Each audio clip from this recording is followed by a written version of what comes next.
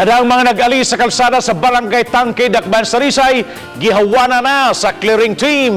Alang sa dun detalye, aduna ato makauban karon live sa iyang report si Chona Carion. Chona?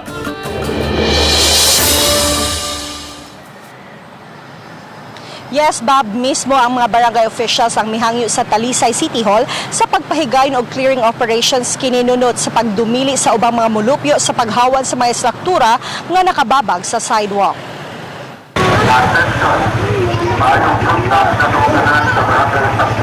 Nanukad ang clearing team og mga sakop sa City Toda sa Barangay Hall hangtod na sa suotong mga sityo sa barangay.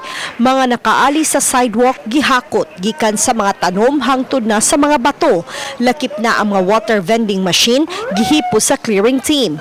Gipangguba usab nila ang mga istruktura nga nakababag sa karsada. Ang ubang mga tag-iya daling nakahipos apan ang uban wa gyud makaipsot sa clearing team.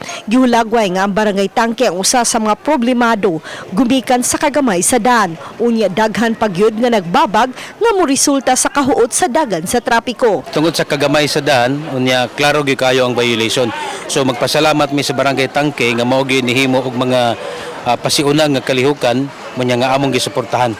Natong naging simana nagrekorida mi nga ipakuha gyud ang mga struktura na kalsada pero di man gyud sila patuo. Ang mga mulupyo, igo na lang sa pagsunod sa kamanduan ni Presidente Rodrigo Duterte sa paghawan sa sidewalk. Ano na lasod na lang, damo. Mamay lang gusto nga ipasod na. Sod na lang, okay namin. May problema na mo.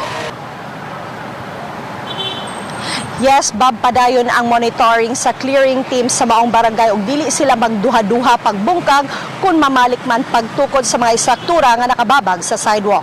Bob? Thank you so much, Chona Carion, sa imong live report.